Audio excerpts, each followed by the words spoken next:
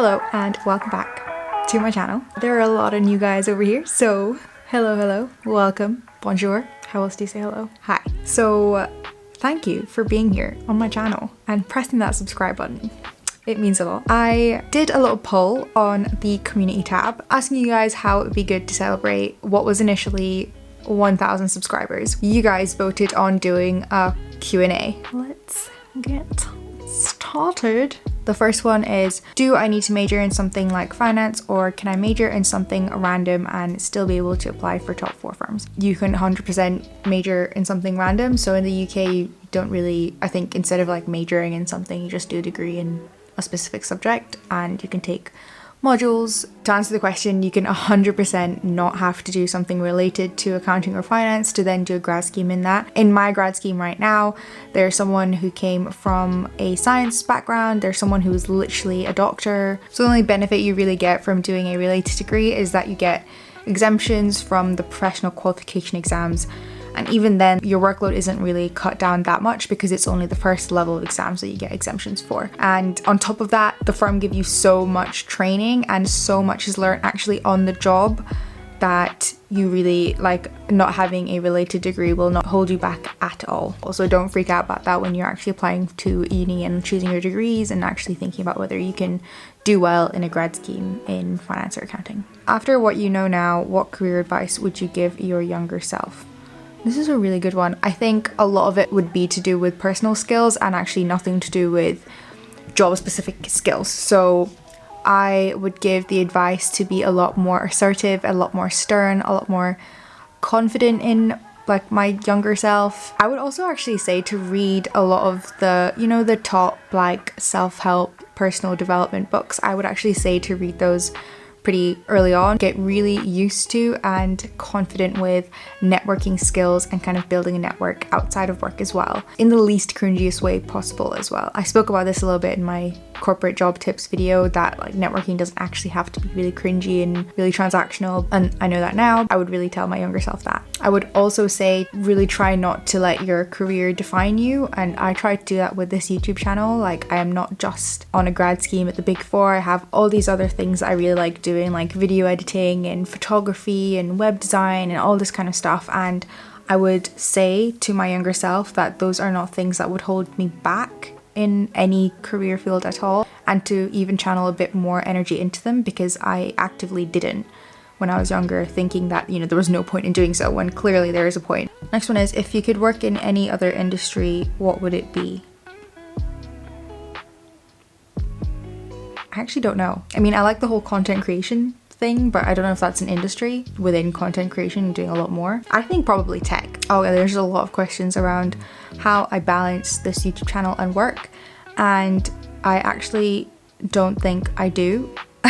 I mean, I do manage to get a video out consistently, but that's because I literally don't really do much else, and if I try to do other things, then the kind of YouTube stuff falls behind. So I think I'm still figuring it out, and the fact that restrictions are easing and the COVID situation seems to be getting better, I am a little bit nervous for how I'm going to balance this once I actually have to socialize, because I don't really do that right now. It's difficult, but I think the only way I've managed it right now is actually making YouTube a non-negotiable every week, and not even in the sense of forcing it and almost making it like a job or a second job, but more in the sense of I am so committed to it. I have so much fun actually editing videos and thinking of new ideas, and I actually love the response I get from you guys as well. Like, that is an added bonus of this channel growing, is that I get to see how it's actually providing value to you guys. So yeah, I think it's a mixture of serious commitment and a lot of enjoyment.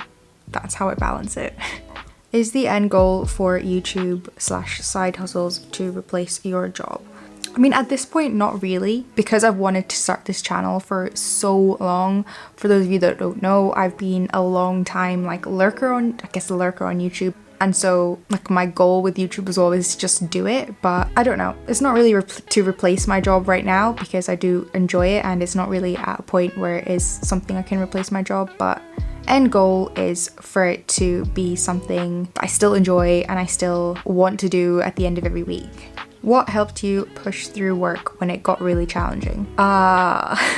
This one's a struggle because when it gets really challenging, I break down so easily and I kind of lose faith in myself really easily. I have really bad imposter syndrome, but I think the one thing that has helped me is to remember, like, I have boundaries. Everyone says this, and even people at work have started to say it, and it's the fact that nothing actually happens if something doesn't get done on time or you get burnt out. The only person losing out in kind of like those burnout situations is me. The job doesn't really matter that much at the end of the day. I'm not saving lives, auditing financial statements. So I think that really gets me through it. So just bringing myself back down to earth and putting my feet really firmly on the ground, I would say, is something that really helps. Why did you want to be an accountant?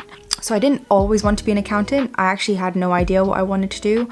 When I did my A-levels, I actually did A-levels for medicine and completely mucked those up. But my mum actually advised me to do, I say advised, kind of pushed me to do accounting and finance because it's more specific, and her end goal was doing the CA and being able to, you know, get that higher qualification as well. So I kind of just eventually started doing that and then started getting into it, and then here I am today, almost qualified. So that's a really quick version of the story, by the way.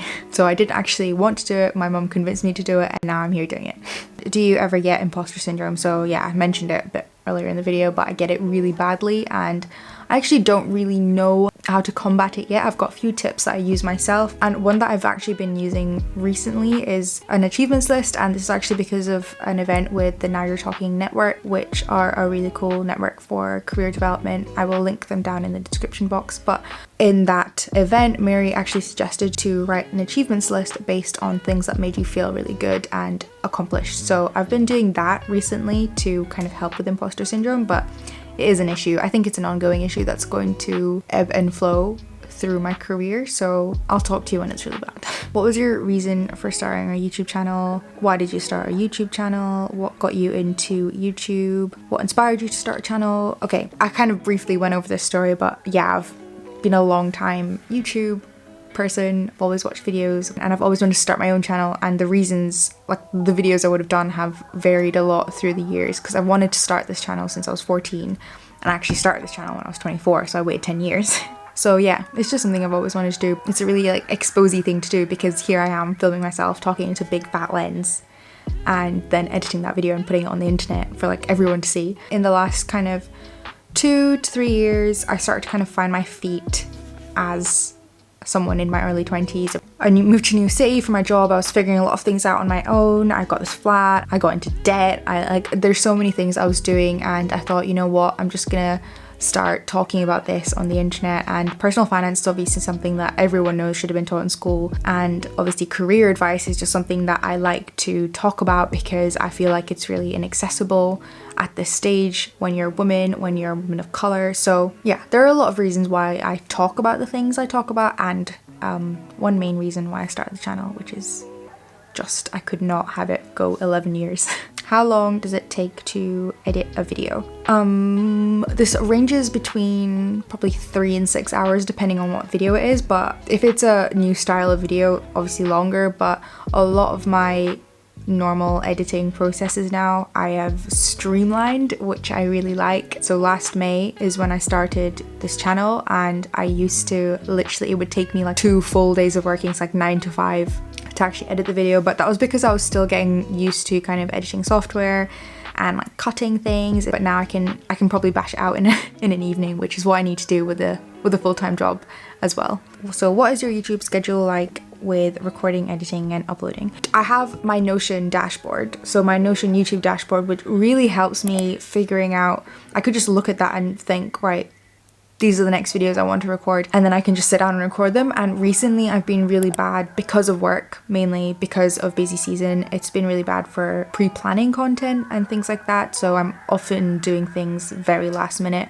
But most of last year and before work got really busy, I was in a really good space of filming kind of 2 to 4 videos on the weekend and like slowly editing them through the week, and then obviously scheduling those. So that's what I was doing prior to January, and I honestly think the Notion YouTube dashboard from Thomas Frank, which I've edited to kind of make it a lot simpler because I don't have a team of like editors and all this kind of stuff. I'll share the link to my YouTube dashboard in my description, but that really helps to like actually keep me organized. How do you combat comparing yourself to other creators? So I think at the beginning I was doing this a lot and I was getting really down about it, but I don't know how to answer this because I don't really compare myself too much anymore at all. I think I only really did it the first few weeks of starting YouTube because I was just so self-conscious and there were so many creators around me and I just started and it was kind of really intimidating at that point. But I think now,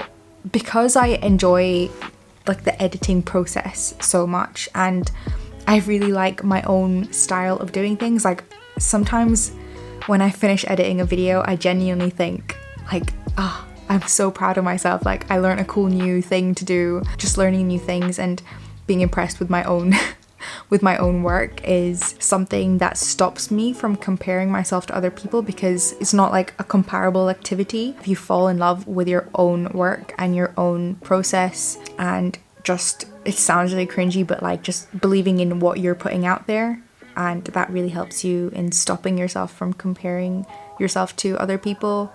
So yeah, how has your YouTube journey been so far? So I've actually really just enjoyed it so much because literally just because I'm learning a lot about video editing and video creating, scripting and making really nice engaging videos. I'm learning so much at the same time as putting that content out. Also being like small and growing is, I think it's a really nice comfortable stage for me right now, but I have absolutely loved it and I really regret not doing it sooner. I'm really happy that I've finally done it, but I'm just so annoyed at myself. Every New Year's Eve I have made a little resolutions list and it's been on there, start a YouTube channel, and I have not done it for 10 years. So yeah, really glad I did it and enjoying every minute of it, literally every minute. What equipment do you use to film? So I currently use a Canon M6 and this is a camera I've had for a while, and I use a Sigma 16mm lens, and I also for vlogging use this wee pancake lens, and I actually just love that it's even called a pancake lens, but it's a pancake 22mm lens, and because it's so thin obviously, and also forgot to say the Canon M6 is a mirrorless camera, so it's a smaller body, that makes it perfect for filming. So yeah, it's kind of annoying to say that, you know, yes, I do have this equipment that is rather expensive, but I've had it for a while. Like I had it for photography purposes, so yeah, use that to film. But I would also say that, so I have the the iPhone 10, and the video quality on this is actually awesome. I've used it in a couple of my YouTube videos, and sometimes when I'm editing I can't even really tell the difference, especially for B-roll. Yeah, that's my equipment. I also use a ring light for when it's dark, but I haven't really been using it. I've just been embracing the Scottish daylight recently, even though it changes all the time and it's really frustrating, but it's okay, Scotland, I like you. How do you become consistent on YouTube? Oh, so I mentioned this earlier, but it was literally just a case of I genuinely, deep within my soul, have just committed to doing it. But yeah, just making it like a non-negotiable, committing to it mentally, and also kind of scheduling it into my timetable. And honestly, the fact that we're in lockdown and we can't really do much has helped, because when I do have either dead time or free time, I'm doing YouTube. So I think consistency will definitely be questioned and tested once we're back out in the wild, but we'll see. That's helped for now. What is your favorite content to create? I think my favorite is definitely like on YouTube vlogs, because they give me so much like autonomy with what I can do in the editing process. It's not just kind of like a listio coined by me. Yeah, it's not like just a list video or just me like rambling at the camera like this one. So yeah, definitely vlog. I just really like the personal aspect of it and how creative I can be. And how are you? Honest answers only. So definitely struggling with work right now. It's been really hard. Getting ready for this video was probably like the highlight of my week, but you know, you just have to focus on checking in with yourself. I think that's so important, and really just making time for myself. I'm an introvert. I really enjoy my own company, and that is genuinely what kind of fills my tank up, is putting energy into myself, and that's what I'm trying to do to make myself feel a little bit better. But that's how I am. I am getting by and I am focusing on myself. Have you always lived in Edinburgh and would you move elsewhere? I went to university somewhere else in Scotland. In my final year, developed this obsession with moving to Edinburgh. I don't know why. I think I just really wanted to do it. It's obviously a really nice city. I'd visited a couple of times before. I didn't want to move to Glasgow because I swear, it does not rain in Glasgow. Like, it's always raining. Even if for 20 minutes during the day, it's raining. It probably is just a Scotland thing, like definitely is just a Scotland thing, but I haven't lived here all the time. I've only lived here since 2018 and I love it. And I've still not been up Arthur's Seat, which is a shambles from me. And would you move anywhere else? In New York City. In a heartbeat, I would go back. I spent a summer there when I was 21 interning and it was the best summer of my life. And favourite spots in Edinburgh, Salisbury Crags. I think that's how you say it. If it's not, that is the best. I know I'm saying that because I've not even gone up Arthur's Seat. I love going up there and just watching the city, especially on an evening like this when the sunset is just really beautiful and warm. And yeah, and another place is definitely Portobello Beach. I just like the beach. I've just always been a fan of the sea, even in Scotland. I haven't really been in it, but I just like being close to the beach. And my favourite video I've ever done, oh my god, it's definitely the first episode of the Big Four Diaries because it has my nanny in it. That's why it's my favourite. Pick a star, main and dessert and you can only have one for the rest of your life. So I don't know if this means like I can only have one star, one main and one dessert for the rest of my life, or I have to actually pick a course for the rest of my life. So if I do have to pick a course, I'm picking dessert. I'm that person. If you're a star person, just... that's all I'm gonna say. For the dessert, oh my god, what am I gonna have? It's probably gonna have to be like cookie dough, standard cookie dough with, you know, classic chocolate chips, and it has to be undercooked, salty, with a really good quality, heavy, luxurious ice cream or cream, sweetened cream. Yeah. Oh. If you could only eat one dessert for the rest of your life, what would it be? I just answered it there, didn't I? I'm thinking about it now. My mouth is like actually watering. Like, it's actually watering. Oh, when can I do a guest feature? Hopefully very soon. I'm so excited to do this. Maybe in Edinburgh. Francisca was in Forbes, so I don't know when I'm going to squeeze into her diary. How do you save money on a graduate salary? So this one's really hard because on a graduate salary, I feel like you don't really have that much room to work with and it's really hard. You just have to be really diligent and you have to check your bank account and you have to check statements for all your credit cards and any other debit cards you might have. I think that's the only way you'll save money, is by actually checking in on yourself and making a budget, checking in on a budget at least once a month. That's the only way really to save when you don't have that much room to wiggle. How are your investments doing? They're actually doing really well because the majority of my investments are in FTSE Global All Cap Fund. So, and that's actually performed really well in the year. I think last time I checked it, it was like up 10%-ish. I am looking into stocks right now and I've made a few investments, but they're not like majorly serious. I will be making videos on this a bit more. But yeah, they're doing well and I'm really glad that I have built up a decent investment pot. Yeah, really proud of myself for making that start. If you had to choose only one money saving tip to talk about for the rest of your life, what would it be? That is such a random question, but the one tip which has transformed my finances and I think will probably transform anyone else's is just the whole paying yourself first thing. Basically like automating your savings to come out before your actual bills come out, and then like you're having your bills basically revolve around your savings and your investments and building wealth on the side. I think that's probably one money saving tip. If I had to pick one for the rest of my life to talk about, it would be that. What are you excited for in 2021? YouTube, and kind of seeing where this goes and seeing what other videos I come out with and what other things I get to learn. My job and my career. So my grad scheme ends this year and there's a lot more I want to talk to you guys about regarding my job and like the qualification and opportunities available to qualifying accountants. So I'm really excited about that. And really, I'm kind of excited about just like myself. I think I've changed a lot since March last year, and I'm just excited to see where I will take myself. And also holidays. Damn excited for holidays, if there are going to be any in 2021. I miss that. Not just holidays, but actually like traveling and going abroad and seeing new places and eating new foods. Very excited for that. Are you Indian? I am Indian. My mum's Indian and my dad's Mauritian. So, but I was born in the UK.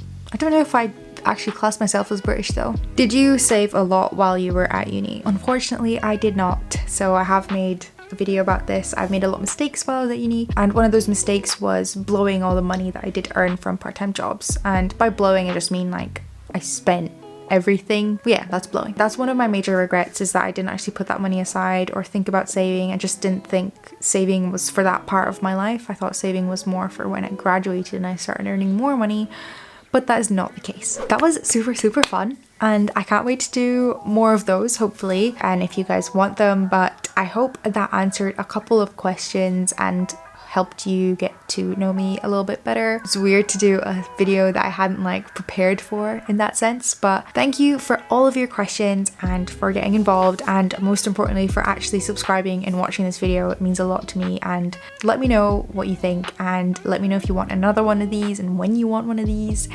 And yeah, thank you for watching, and I will see you next week. Bye. Okay guys, this is Working Dev interrupting this live stream just to show you I have actually hit the requirements for monetization, and I'm like, you're gonna have to excuse my actual presentation right now because I've got my robe on, I've got my sunscreen on. SPF is definitely one of my character traits right now. I just wanted to show you. I only started my channel last year after putting it off for literally 10 years. Thank you guys for subscribing.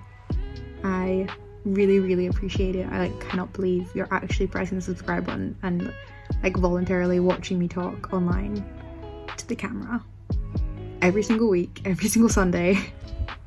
Thanks.